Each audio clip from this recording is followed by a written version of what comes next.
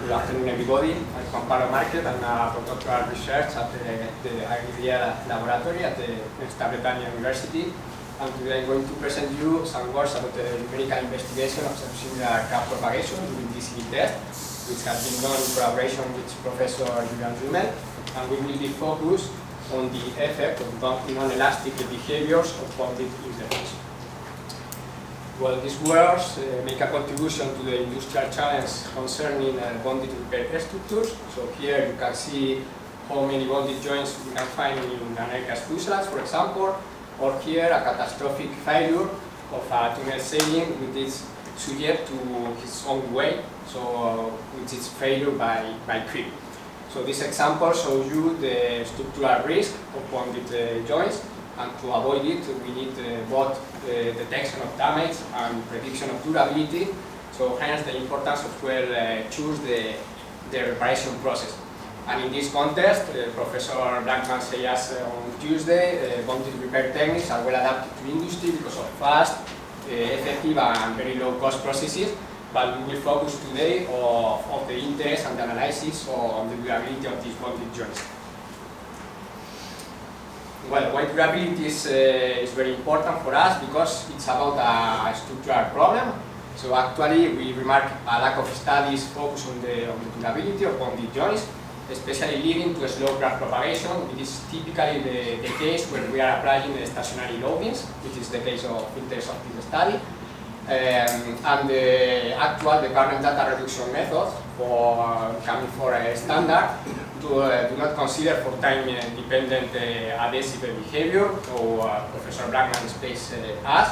And in reality, there are some tests which have been done, for example, for DCB tests, which showed a clear rate effect on the fracture energy when crack propagation evolves.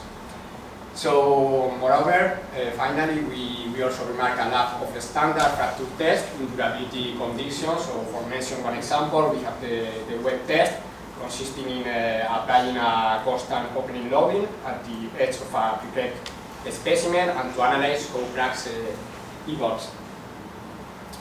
So, to improve this durability problem, we should need to develop a more physical basic model to describe a slow rate crack propagation. And moreover, we all know that adhesive behavior is very rate dependent. So, for example, what you can see here in creep condition, and the idea is to take its effects into account for the evaluation of the final critical strain energy for predicting crack propagation in durability condition. So the objective of this presentation will be to show you a numerical strategy for the analysis of similar crack propagation along viscous or elastoviscoplastic interface for the case of mode 1 for the double cantilever beam test, and to use it for predicting crack propagation assuming stationary load cases like creep. Well, so to overcome this objective, I have divided my presentation in two parts. The first one about the stable crack propagation in DCB, and we will be focused on the model itself and on the evaluation of the macroscopic response. And after we will move to a second part of the evaluation of the local interface response. Finally, I will draw some conclusions, some perspectives. Well, Professor Blackman explained us, so the structural cracking problem can be divided in two main regimes. The first one, the crack onset, and the second one, the crack propagation, which is visible, which is described as a visible displacement of the crack front, leading to an increase of the crack propagation rate, and which is mainly driven by G, by the energy realized rate. So some authors have tried to study this problem from a durability point of view, and basically they try to get master curves to describe the G evolution, the energy realized rate, as a function of the crack propagation rate, and expecting that it should be useful for describing a generical situation. So, so for us now, the problem is how to include a time-dependent adhesive behavior in the problem. And we are going to do this from a rheological model, such as viscoelastic or viscoplastic one. And in our case of interest, or we are talking about the slow gap propagation, we can assume the hypothesis of a similar regime, which is mainly described by a constant gap propagation rate and by a process zone which remain stationary, so which remain database, completely database. And in this condition, we can deal with this problem in a Numerical description. So this description assumes that the reference is not fixed anymore, like in Lagrangian approach, but it moves during gap propagation. And it's likely if we consider that all material around flow upstreams to the graph, so all mechanical fields ahead of the graph tip remain stationary and established during graph propagation. Well, concerning the model, so we can easily describe it by a Timoshenko model. So we can combine the equilibrium static equation and the Timoshenko constitutive beams, and that leads to a partial differential equation system, which allow us to rely on all different mechanical fields of interest. So the transfer force, the field stress, the applying moment, the rotation, and the beam deflection. This problem has already solved in a very efficient way, but considering for elastic interface behavior. And we can do it using a finite different approach, which consists in discretizing the assembly of the interface with the beam in different spring, and assuming that its stiffness remain constant along the length of the interface. So well, now we should like to include viscoelastic or viscoplastic behavior to this interface. So to do that, here you can see the Nishihara model, which is another radical model, but which allows to describe the stress response at the interface by a contribution of an elastic contribution, viscoelastic contribution, and viscoplastic contribution. Moreover, if we consider our Eulerian description, we will be able to express all the temporal and the rate temporal dependencies as a spatial description, only considering the relation with the graph propagation rate.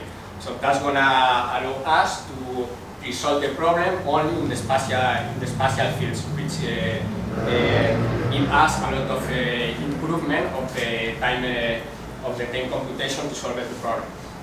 Finally, we can add a value criteria, which I defined it like a maximal deflection of the beam. And in this case, I consider that it's not rate dependent, which could be questionable, but I did it for be focused only on the effect of the interface behavior on the graph propagation.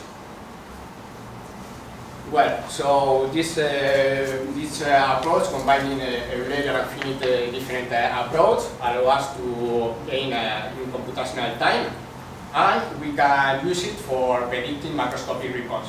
So we know that the mode 1 is mainly driven by the applying moment, or the applying force, and the capacity of the model is that we could compute this applying moment or this applying load respecting our failure criteria for any crack propagation configuration, which is described from an initial graph and a crack propagation rate. So let me show the capability of the model with an example for predicting the response in active situation, and we can do it for both viscoelastic or elastic-viscoplastic interface behavior. So the idea is that we start from an initial crack length. We can compute the related crack propagation rate, which assure that we keep the applied load, and we can compute the new crack length. So we can do it so far, and we arrive to the evolution of the graph length in this stationary case. So the response is a classical one. We start with a slow crack propagation rate, and it increases more and more until an instability here. So well, now after showing you the capacity of the model to predict macroscopic response, the question is, are we able to define driving quantities which explain graph propagation in this condition? So the idea is we want to draw master curves. And to do it, I have plotted here the crack propagation rate as a function of the applied moment, which is expected to drive crack propagation. And we can do it for viscoelastic or elastoviscoplastic case. So for the two cases, which is important to retain, is that we have three regimes for the slow, middle, and high crack propagation rates. But what is important to remark here is that for the viscoelastic case, we observe here for high crack propagation rate an overestimation of the applying moment respective to a reference elastic case, which should be coming for the local response of the interface. So we will see it in the next. And this effect is not found in the elastoviscoplastic interface. So anyway, we observe that there is any effect that there is for the two days an effect of the initial crack length. So that's avoid to use this kind of master curve, which seems a function of both the material response and the structural configuration. So let's move to the second part. Here I have evaluated the local interface response for the viscoelastic case. So I have plotted the evolution of the beam deflection and the field stress along the interface length for different crack propagation rate. And we observe for the two magnitudes a clear effect of the viscous effect, which make the response evolve between two limit cases corresponding to the more charged and more relaxed elastic case. So that's have an influence of the process on length, or you can see here. And if we try to combine the field stress response with the strain response, we get the mechanical response at the interface level.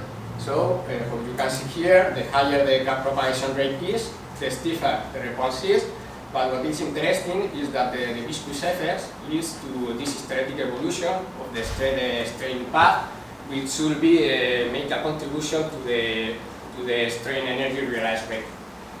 Finally, we compare it with a monotonic loading test, but we see that we have an analogous response, excepting for this traction compression path in the hysteretic path. To finish, we try to analyze the same interface response, but in this case for an elastoviscoplastic adhesive behavior.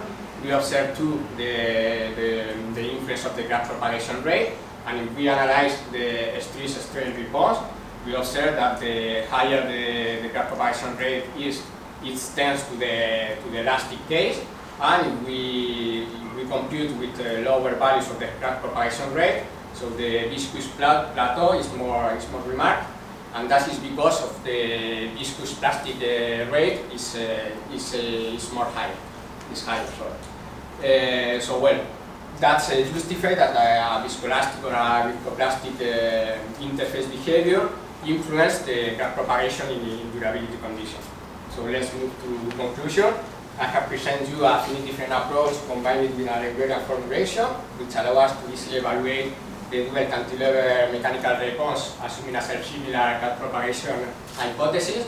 That's quite interesting because it allows us to make virtual testing to check the different contribution of mechanisms to the crack propagation rate, and it is based on a well-known modeling of the interface behavior. The main result is that the crack propagation criterion that we are trying to evaluate seem dependent on the adhesive behavior, but also of the structure configuration, so leading to a competition between the material scale and the macroscopic scale. And less perspective, I would like to apply this study for evaluating more complex interface constitutive law, including damage, for example, and to wonder us about which are the driving quantities which allow us to explain crack propagation in durability conditions, so taking into account for rate effects. Finally, apply this sample approach for mode 2 prediction. Thank you so much for your attention. Thank you.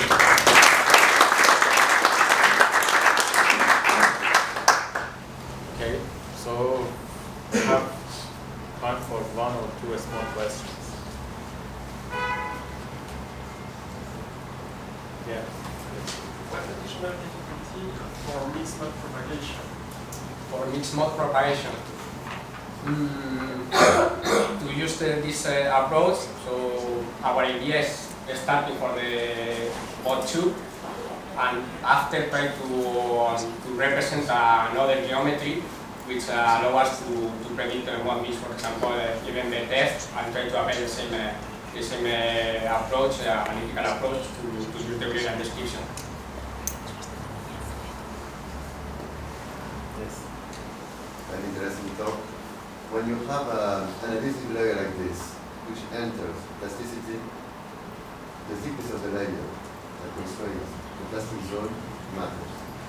Do you account for this effect in the model?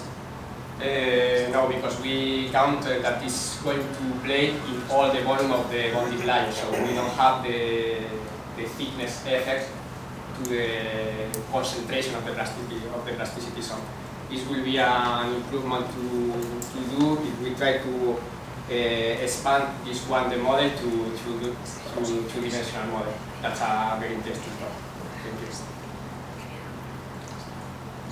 It's okay? Yes? Okay. Once again, thank you very much for your time.